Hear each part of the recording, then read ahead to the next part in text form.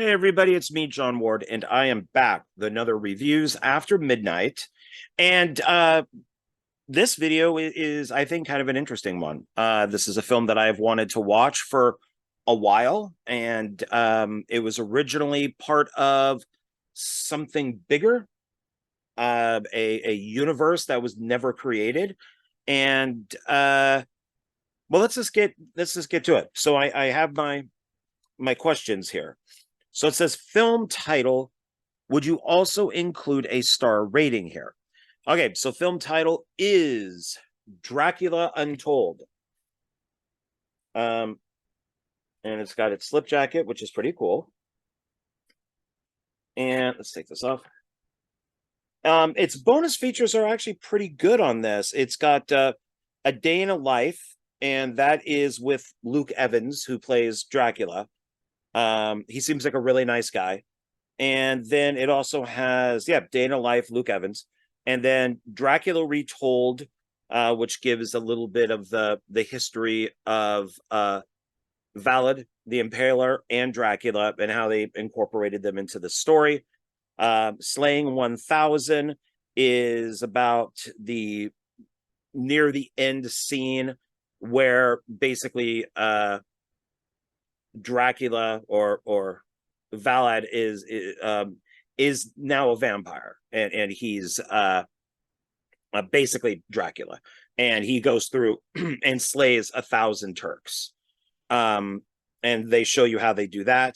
And then there's feature commentary with the director, and I think it's the production designer. For the end of the film, I did click on it because I was curious of what they were going to say.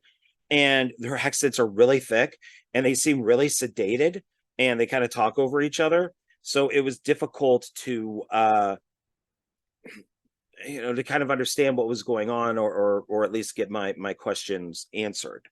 It asked, would you give this a star rating? And I would say three, like 3 out of 5. I would give this. I enjoyed it. I liked it. Is it perfect? No, but I think I'm thinking I'm giving this a little bit more stars than I would if this was. So I was going to say a standalone film. So basically, what this was is Universal wanted to start their own universe, the Dark Universe, which would have like Frankenstein, the Mummy, the Wolfman, all that stuff in it.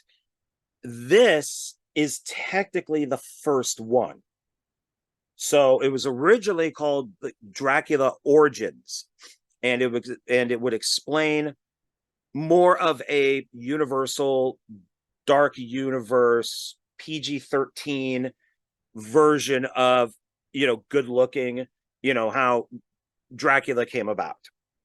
And one of the well, I'll leave this for one of the, I think it's in one of the questions. I'll mention it, but and it ends, and spoilers. So I'll give a second spoilers if you want to click off.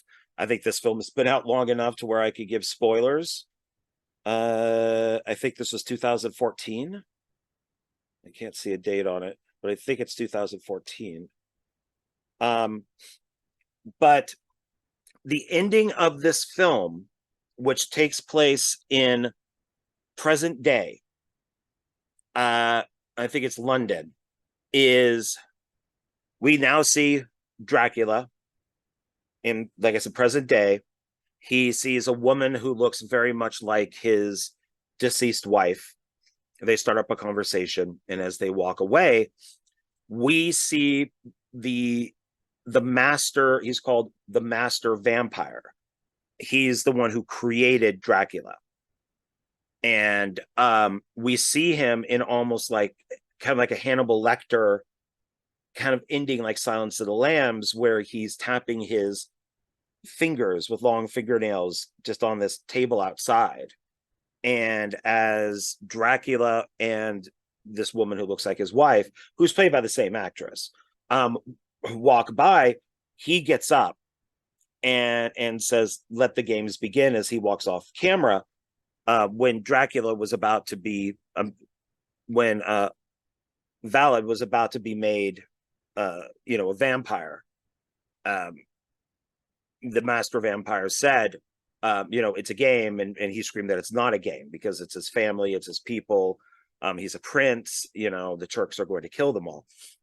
That vampire, the master vampire, I love when movies do this, is Charles Dance. And Charles Dance, of course, is in Underworld as a vampire. And I love when people do this. I love when they pick actors that have been vampires a few times and they still put them as a vampire in their movie in some sort of way. Um, and and that's awesome. And so we see him at the end. So we see, like I said, Dracula, woman who looks like his wife, and then we see Master Vampire. And that was supposed to kind of go into the Mummy, the Tom Cruise Mummy, because present day, there was even going to be a cameo by Luke Evans to be in the Mummy to tie them together, because this, I guess, that's unofficial. This is official. This is the start of the Dark Universe.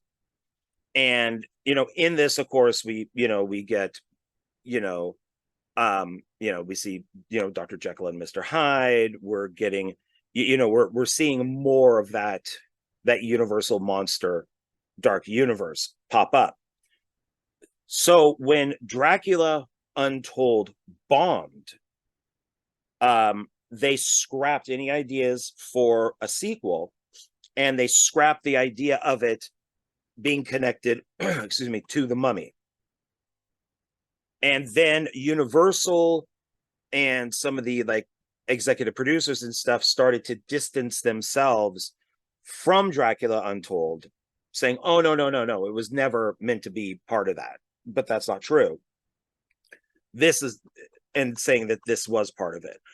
The Mummy, and if you guys follow me, you know what a big Tom Cruise fan I am. I like The Mummy. I don't think I liked it when I first saw it, but I've come to really like it. I've now seen it a few times. This was supposed to be massive. This was supposed to be huge, and it bombed. It tanked. It's one of the few films that I actually like Alex Kurtzman on. Alex Kurtzman also worked with Cruise on Mission Impossible 3, along with J.J. Abrams. And so it seems like when he works, and Christopher McQuarrie worked on this too. So you got some good people working on this, but it just tanked. It just bombed, but I like it. I have a couple Funko Pop figures, like those little figure things of the Mummy, when she's the princess, and then when she's the Mummy. I got those. I want to get the Tom Cruise one, but this destroyed the Dark Universe. So this is it. If you want to collect what was meant to be the Dark Universe, this is it. This is all you're going to get. You might be able to include the Invisible Man in that, the Lee Whannell film. Maybe that's part that could, because I know the Invisible Man was supposed to be part of the Dark Universe, and then they were talks about the Invisible Woman also, but so far only the Invisible Man. But I don't think you can actually call that part of the Dark Universe. So I think that's why I give it like 3 out of 5, is because it has a history. I would have liked it better if it was rated R. The blood would have been better. And I think that they could have made the film maybe a little bit meaner because of who the main character is. I mean, the guy is an impaler, and he impaled a lot of people, and including men, women, children, animals. I mean, basically anything that he could impale, he did. And then they incorporate the Dracula all into that. And he is a hero in this, more or less. And so he's not like a Bela Lugosi or Christopher Lee Dracula. He is a prince who is out to save his people and his wife and his kid. Um, so I think that's why, and that it was supposed to be connected to the mummy. I think that's why I give it probably definitely more than what other people would have given it. So it says, what did you expect from the film? Honestly, I expected it to kind of suck. I had heard nothing but bad things about it, and maybe that's why I liked it. I actually enjoyed it, and my reasons for watching it is, the curiosity of, you know, if this had made money, would this have been the first Dark Universe movie? Um, so that interested me. I had no idea Charles Dance was in it. If I knew Charles Dance was in it, let's see, is he in the? Yeah, and Charles Dance, there he is. But I didn't look at the credits. Um, so if I knew that he was actually in this, I probably would have watched it earlier. So, um, so yeah, so I expected it to suck, but I liked it. What type of film is it, and does it have a message? Um, well, what type of film is it? It's a horror movie. It's a vampire movie. I guess you could say it's. The director says that it's not a typical vampire movie. It's not like a horror movie. It's more of a drama. I would say that it's a horror action vampire drama, I guess. You get some romance in there because of the stuff with his wife. And then excuse me, and then he's got his kid that he has to save. Sorry, my allergies are killing me. So there may be some coughing and stuff. And probably lots of water drinking. Does it have a message? Nah, not really. Just, I guess fight for what you believe, fight for what you love. Um, even if the odds are against you, do the best you can. But no, I mean, it's nothing, the message is, I guess, just to entertain. What happens in the film? Does the plot make sense? Is it easy enough to follow?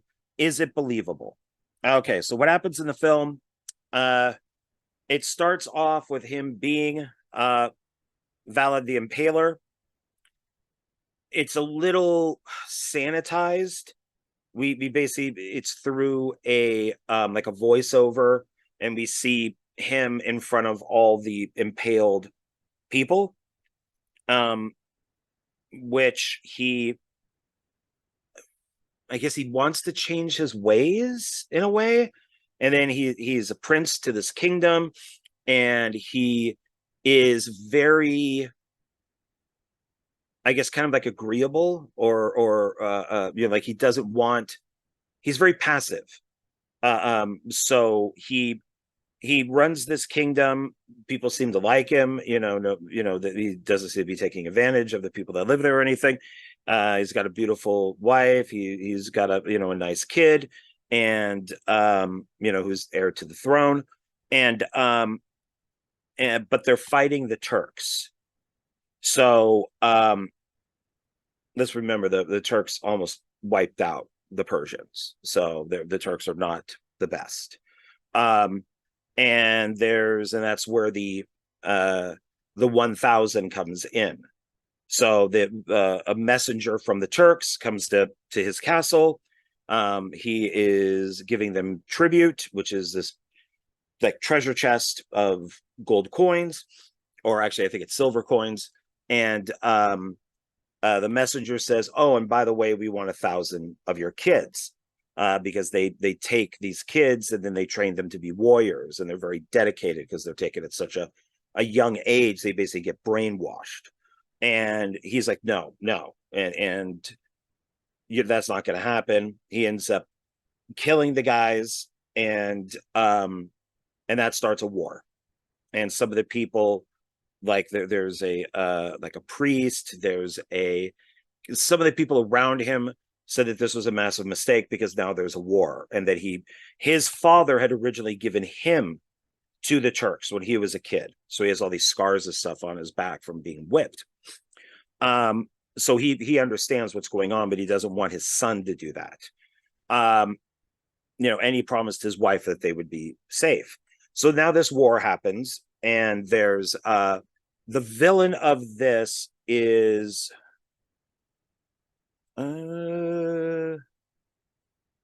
it's Dominic Cooper, but it's Sultan Muhammad the second, and he demands the 1,000 boys, including the lad's son. And there's a fight, and they're gonna lose. But there is something that's killing Turks that lives in a cave up on this mountain, and it looks like a tooth. It's called something like Broken Tooth Mountain. And so he goes to this cave because he's like, well, whatever in there kills Turks. So I need to know what's in there.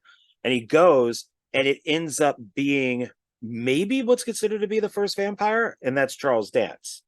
And that he was tricked, and that he has to stay in the cave, and he murders anybody who comes into the cave. And I guess he can go out at night, but he has to stay in the cave during the day.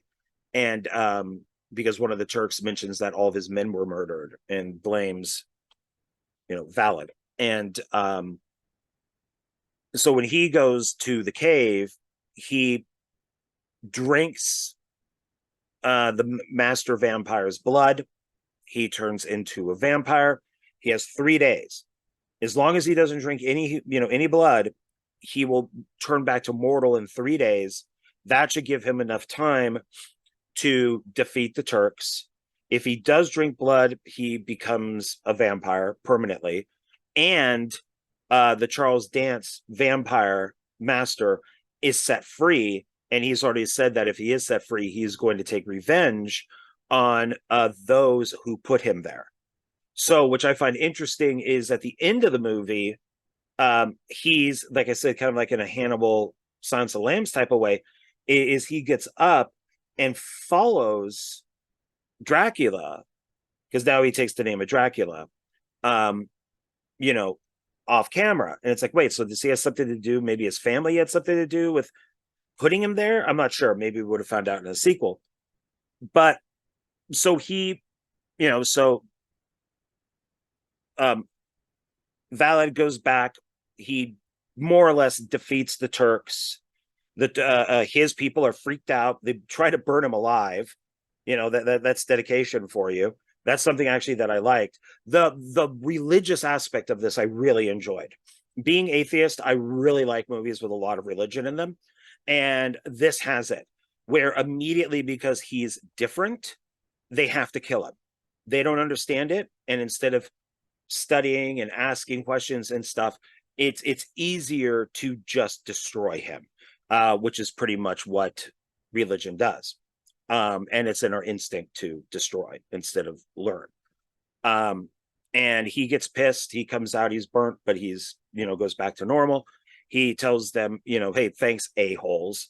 If it wasn't for me, you'd all be dead. And so he tells them to get ready for battle.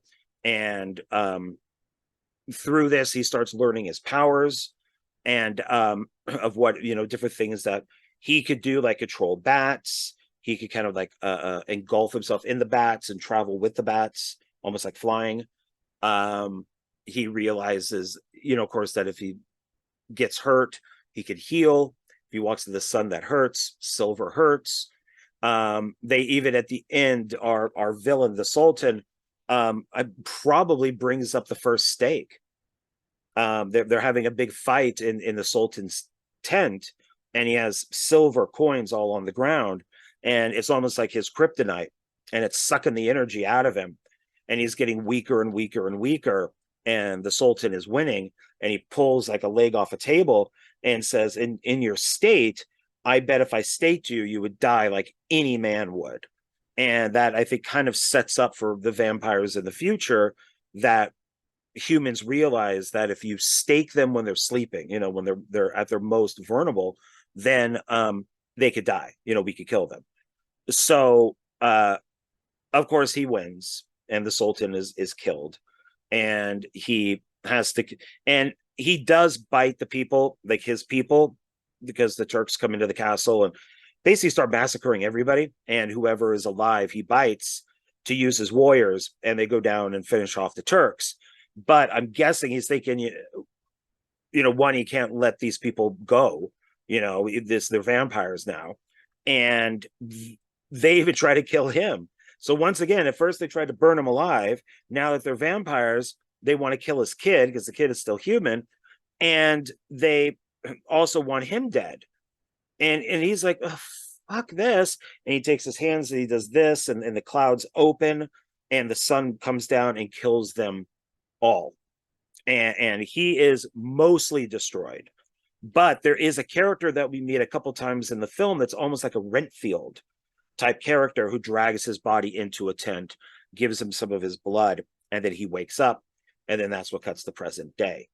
I like this. I thought it was pretty good. I really wish that it was R. Maybe, do a PG-13 for the theaters, and then do an R-rated movie, for video. I would have liked that. And I thought everybody did a good job. I mean, Luke Evans gives it 100%. And those behind the scenes just kind of make me like it even more. I mean, even the villains are good. And it's, I don't know, everybody seems like they really wanted this to succeed. That director's commentary just, wow, do they just seem bored and just sedated and just, I don't know. And then you do get to see some behind the scenes with the director, and he just seems, it must just be his personality. He just seems just bored and lifeless, and I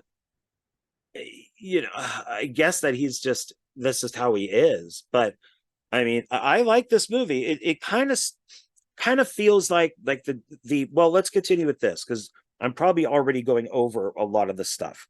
What happens in the film? I just told you that. Does the plot make sense? Sure, why not? Is it easy to follow? Yes, definitely. Is it believable in the world of Dracula and all that? Yeah, sure. The characters. Who are the main characters and what are they like? So the main characters are Dracula, the Sultan, Dracula's wife, Dracula's kid, and then there are like sub characters that are kind of like the generals and the sergeants and stuff in the army. There's Charles Dance, the master vampire. So it kind of just goes down from there. But those are the main characters, basically. Um, who are the actors playing these parts, and are they good in their parts? I would say everybody was good in their parts. Luke Evans, like I said, plays Dracula. You have that Dominic Cooper who plays the Sultan, and Charles Dance is the master vampire. Might be Sarah Gadon. That might be the wife. And the music was good. I really like the music. I can't pronounce the guy's name. I'm not going to try. I'll be here forever. Who does the music? But I have some of his soundtracks. The music for this I really like this music. Here's the villain in the movie. I thought he did a good job. There's the son. So, excuse me. So I'll read this actually. Let me see if I can pronounce some of the stuff in this. Let's see. Witness the origin of one of legend's most captivating figures in the action adventure Dracula Untold. The year is 1462, and Transylvania has enjoyed a prolonged period of peace under the just and fair rule of the battle weary Valid III. The Prince of, God, they say it a few times in the movie. Walaka? I'm not sure. And that's Luke Evans, who was in Fast and Furious 6 in the Hobbit series. But the Sultan, but when Sultan Med the second, that's Dominic Cooper, who's in Captain America: First Avenger, demands 1,000 of the Wallachais boys. Just not sure how to pronounce their home, including Valad's own son, become children soldiers in his army. Valad must enter into a Faustian bargain to, yeah, it is pretty Faustian, bargain to save his family and his people. He gains the strength of 100 men, the speed of a falling star, and the power to crush his enemies. In exchange, he's inflicted with an insatiable thirst for human blood that could force him into a life of darkness and destroy all he holds dear. So that's a pretty fair description of it. And were the parts good? Were there any good parts? Yeah, I think everybody did a good job in it. It's one of those times when the kid wasn't annoying. The kid, I think, could actually act. What is the camera work like? The camera work was pretty good, especially near the end. I think the director got a little more creative, maybe when he was actually getting into it. Like I mentioned, it kind of felt like Army of Darkness. There was a lot of like green screen stuff for the background. There were areas where it almost felt kind of like a set, like a play. Lots of CGI, and near the end, once Valad turns into the vampire, or Dracula, officially Dracula, all of a sudden the camera like starts spinning and stuff. Then it becomes, he's like more into it. It's almost like he did watch Army of Darkness and said, this is what I want to do with the movie. The director of this is Gary Shore. It's his first film, and he pretty much, I think, does a lot of stuff that I would do on my first film. Being a film fan, I would probably say, oh yeah, I want this to look like Kubrick, or I want this to look like Raimi, or I want this to look like Romero, and using those as examples for the type of shots that I want. And it looks like he did that in this. So it almost has a indie, almost kind of like micro budget fan feel to a big budget Hollywood movie, that's supposed to start an entire universe. So I thought that near the end, I was much more into it than I was at the beginning, which I thought was a little flat, but I like it. I actually like it. If there are special effects, what are they like? They're good. For the most part, it's CGI. It's pretty much all CGI. It's all green screens. It's all, yes, like studio sets. They shot a lot of it in Ireland, and yeah, so it's really CGI heavy. But I thought it was done well. Are there beautiful scenes? Yeah, yeah, definitely near the end, when I think that everybody was more into it, with the action scenes, that there are some really nice shots. It's not, it's not something that I think will end up on documentaries about cinematography. I don't think anything from this movie will end up in there as like a film that you should see for like great camera work or whatever. But it's good. It definitely does its job.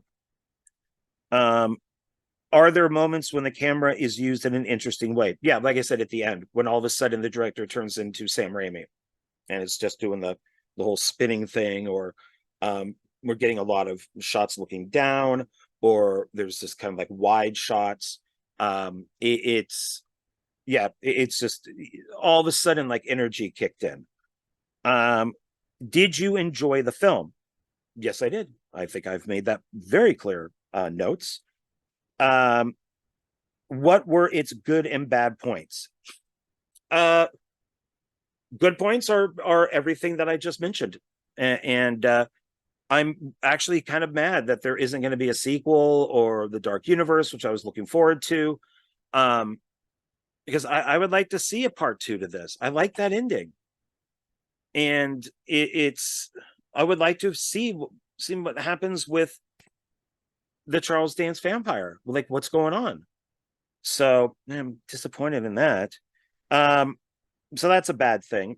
Good thing is the overall movie and that we have it and we can watch it. And I think people should give it a chance. Even if they've heard bad things. I avoided it because I heard bad things. But I think that it's actually not a bad movie. I don't, not at all. I just wish that they would have done an unrated version for, when it came out on DVD or Blu-ray. I haven't checked the Blu-ray. I got this at like Goodwill. I bought it used. Goodwill or Zia Records, I forget, but I bought it used. So I don't know if there is an unrated Blu-ray, maybe, but I don't think so. Um, what scene did you particularly enjoy or remember? Um,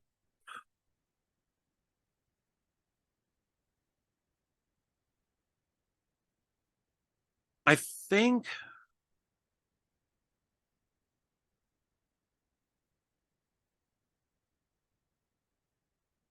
it would probably near the end. Well, I like all the stuff with Charles Dance in the cave. I thought all that was good. And because Vala didn't understand, like he has no idea like what a vampire is and stuff, and Charles Dance has to explain everything. He also explains his history. Even though it is exposition, it was done well to where I didn't think it was like, what do you guys think? I'm stupid? I'm an audience member, that I'm stupid. Instead, um, Valid is us, because he doesn't know and we don't know. So I like that. I like, which I thought was a good scene. And then I liked, of course, the ending. And then I liked him seeing, I like that his own people who he defended and saved basically twice, uh, um, try to kill him just because they don't know who he is. They think that he's a monster. And to a point he is. I mean, he's a vampire, but he did save them and they don't see any of that. They just, they got the priest around, they got all these other people that are saying that we have to destroy him. And it's once again just religion fucking everything up.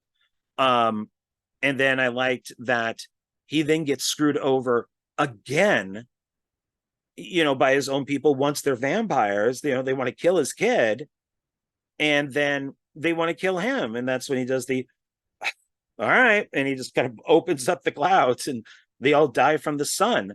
um I like stuff like this in this. I thought that that was well thought out.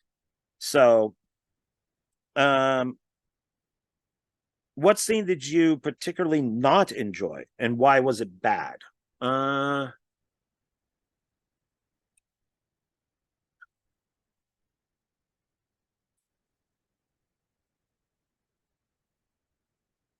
I don't know. I can't think of any off the top of my head. Nothing really stood out as wow, that sucks. um oh, excuse me. um Maybe just the beginning could be a little more excuse me. Could it maybe be a little bit more interesting? Once the wars start, it got much better. I think I got so maybe the beginning could have happened a little faster. The film is only 90 minutes. So I'm not really sure if we want it to happen a little bit faster, because then it would have been like 80 minutes long or something. But it's a short movie, but it gets to the point. So, and it being only 90 minutes instead of like 2 hours, 2 hours and 10 minutes, 2 hours and 30, like movies are today. I didn't think I was missing anything. Like, like, wow, that didn't make sense. I bet 20 minutes of the movie was cut out. And I didn't get that at all. Um, would you recommend this film, and to what sort of people? I would recommend it. I would definitely recommend it. I'm recommending it to you right now.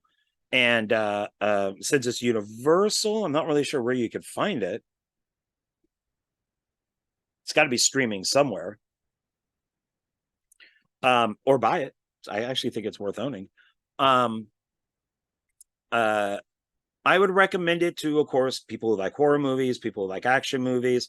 I think women would like this who like romance films, because he basically Dracula does everything for her and his son, and then for his people. But it all starts with his family, and definitely the wife, who stands by his side even when she finds out that he's a vampire.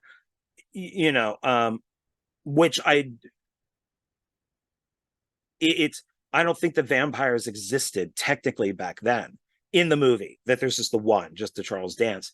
So she may not even totally understand what he is, but she knows what he can do, and so she sticks with him. So I would say, yeah, I mean, it's only PG-13. There's some violence in it, but I don't think it's worse than any of the other movies out there today. So I think kids of a decent age can watch it, and men would like it, women would like it. People who like vampires would like it, or period pieces. Yeah, I mean, I think probably a lot of people would like this. And the last question on here is: are there any other films you can compare this to? Well, I compared it to Army of Darkness. Um, Another one would probably be, but it's not a period piece, maybe like Dracula 2000. Because it's a little more modern, like the ending of this, and of course the Mummy is modern too. Um, because he's definitely not Bela Lugosi or Christopher Lee's Draculas. He's quite different. Um, Rutger Hauer has played a vampire a few times, and it's not like him. So I don't fully know what other movies I could compare it to. Just maybe just other Dracula movies. I did bring up here the Wikipedia for this. So the film did not do well. So yeah, it came out 2014, October 10th, 2014. It's even released during a good time, October. Because if it did well, it would have gone right through into November. 92 minutes, and its budget was 70 million, and it made 217 million. Not It definitely didn't make enough money to warrant a sequel, that's for sure. um yeah, the Luke Evans plays, and there's a lot of names for him here. There's Valad the third, the Impaler, and then Dracula, and he's also just known as Dracula. He's also known as the Son of the Dragon. Um, and let's see, the father. See, he's internationally known as the father of Valad the Impaler, or Dracula, born an illegitimate son. It goes a lot more. Yeah. So this whole son of the dragon is like a real thing. Valid it was a real thing. It's just we completely, it was a real guy. We just completely kind of fictionalize him for a lot of this stuff. Um, Dragul, it's another name for him.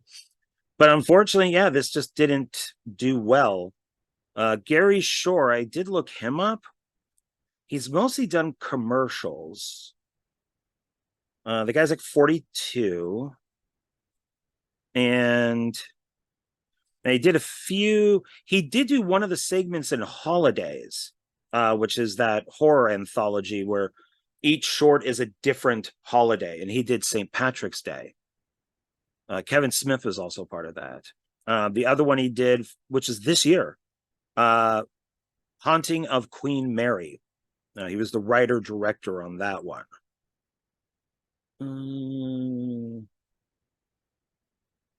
Starring Alice Eve.